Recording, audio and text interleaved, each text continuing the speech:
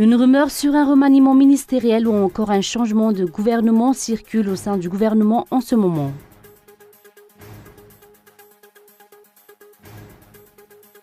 La mise en place du Haut Conseil pour la défense de la démocratie et de l'état de droit n'attend plus que le décret de nomination des membres. Et puis enfin, le Kenya suspendu à l'annonce des résultats de la présidentielle. L'opposition exige que son candidat soit proclamé vainqueur.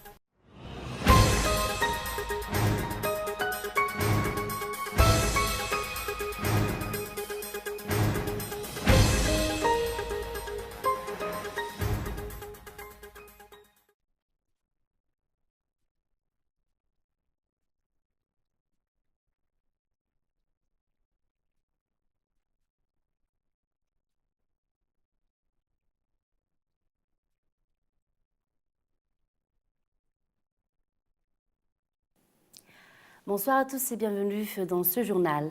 La page politique pour commencer, une rumeur sur un remaniement ministériel ou encore un changement de gouvernement circule au sein du cercle politique en ce moment. Le bruit a été émis par les proches de l'État pendant quelques semaines et s'est répandu depuis peu. Les détails dans ce reportage de Andra Arson. Les députés au sein de l'État sont déterminés à soutenir le président de la République pour le développement du pays. Ils ne le cachent pas actuellement. Ces derniers ont organisé une conférence de presse qui s'est tenue à Tsimbaza cette semaine. Le sujet de la conférence est basé sur le changement du gouvernement qui semble incompétent, toujours selon ses élus. Ils ont souligné que le changement doit se faire le plus vite possible. Ils ont évoqué durant la conférence de presse la raison de l'annulation de la RRI qui vise à développer le pays. Aucun résultat palpable des actions sociales du gouvernement n'est constaté jusqu'à maintenant, selon la société civile et plusieurs organisations, depuis le renouvellement du gouvernement Mafali. L'inflation ne cesse de s'accroître.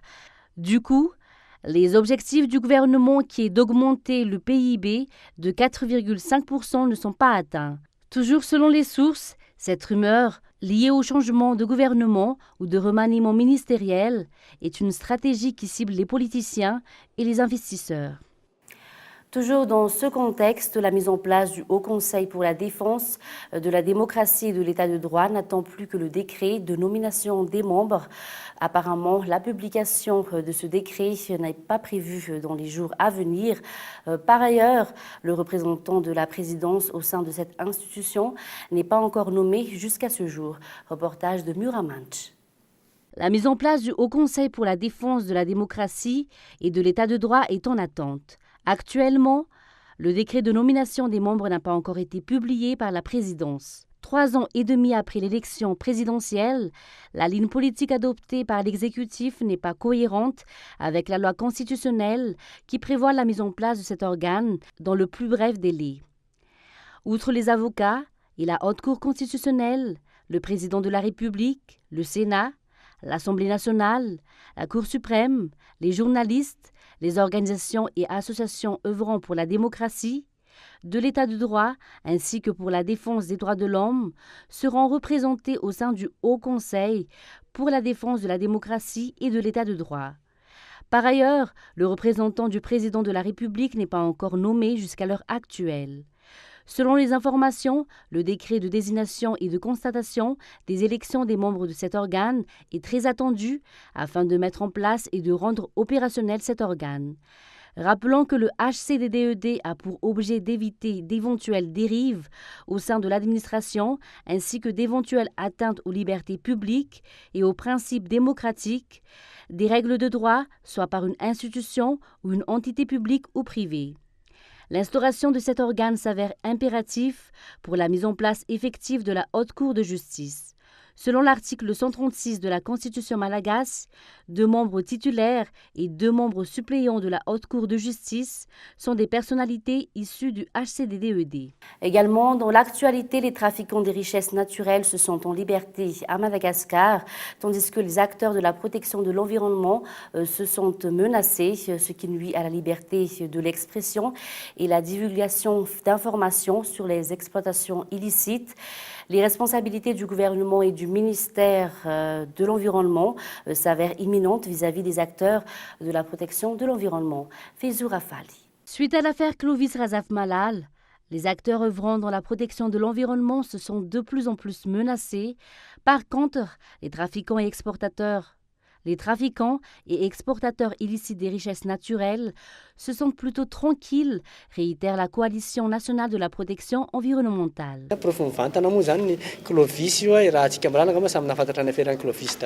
Nous savons tous les cas de Clovis Razaf Malal. Pour nous, le verdict sorti s'agit d'une intimidation de tous les protecteurs de l'environnement et des richesses naturelles. Nous avons déjà eu le soutien de plusieurs acteurs internationaux et nationaux, mais la justice en a décidé autrement. Ce qui prouve que la protection de l'environnement à Madagascar n'est pas une chose facile. On se sent vraiment menacé. Vu le manque de protection de ces acteurs de la protection de l'environnement, aucune information n'est divulguée. Raison pour laquelle la CNPE lance un appel au gouvernement et au ministère de l'Environnement. Les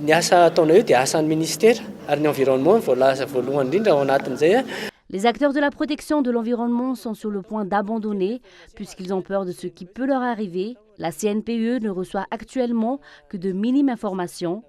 Nous avons un message pour le gouvernement, surtout au ministère de l'Environnement. Ce ministère doit effectuer un plaidoyer pour la protection des acteurs de la protection de l'environnement, puisque nous effectuons à notre façon son travail. Pour rappel, lors de son procès du 24 juillet dernier à Thomassen, Clovis Razaf Malal a obtenu 5 ans d'emprisonnement avec sursis et 50 millions d'ariars de dédommagement qu'il partage avec ses co-accusés. Le CNPE a envoyé le dossier à la Cour de cassation. La CNPE, supportée par les organismes internationaux et nationaux œuvrant dans la protection de l'environnement et la protection des droits de l'homme, réclame la liberté sans exception de Clovis Razaf Malal. Toujours dans l'actualité, une menace pèse sur Nouzbé, surtout pour le secteur du tourisme, face au pays qui fait actuellement partie des pays cibles pour les terres rares.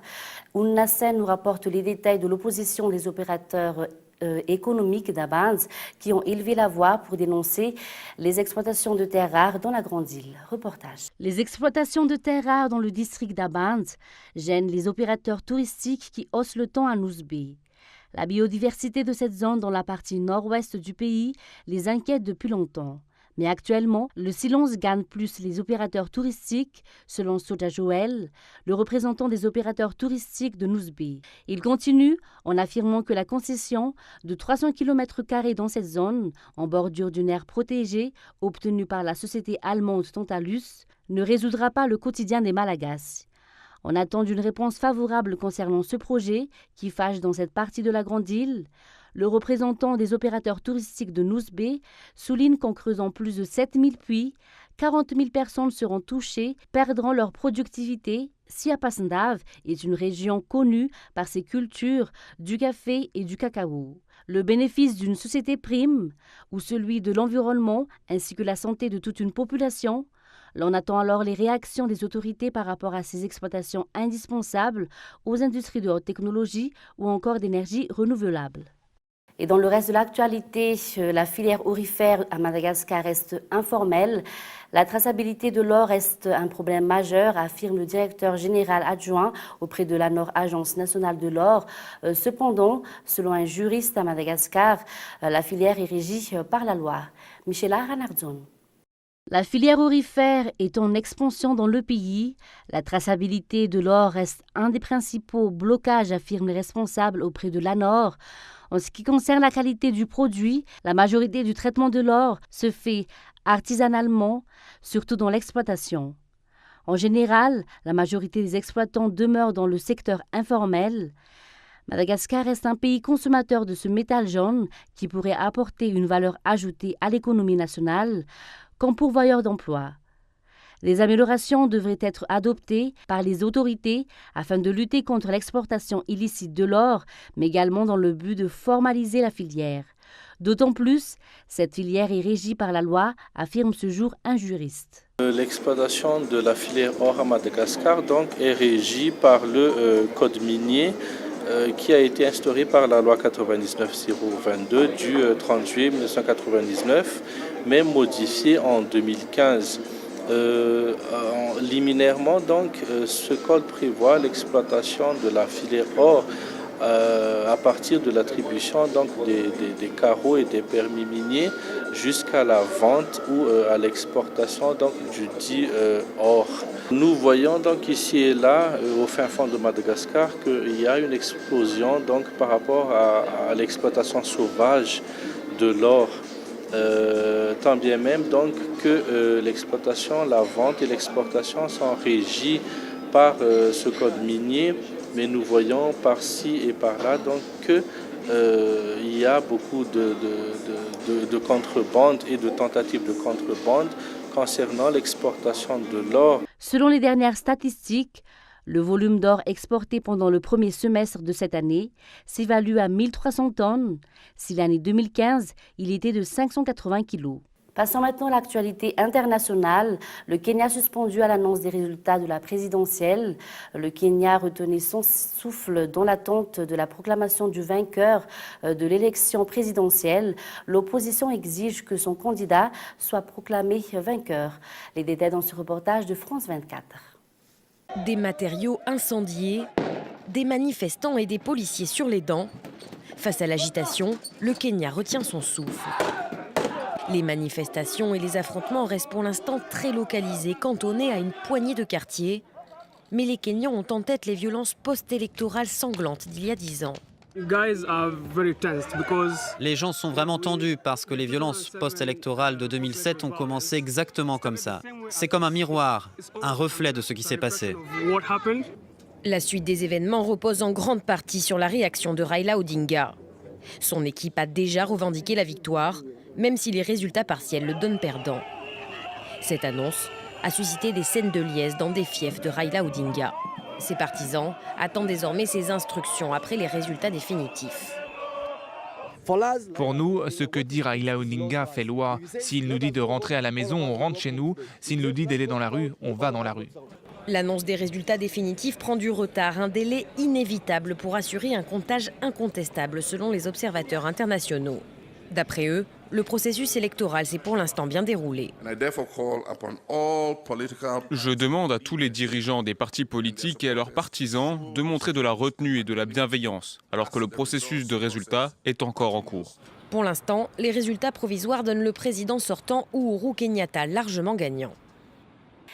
Et puis enfin, selon le ministère de l'Agriculture, près de 250 000 œufs contaminés par le fipronil ont pu être consommés par les Français depuis le mois d'avril.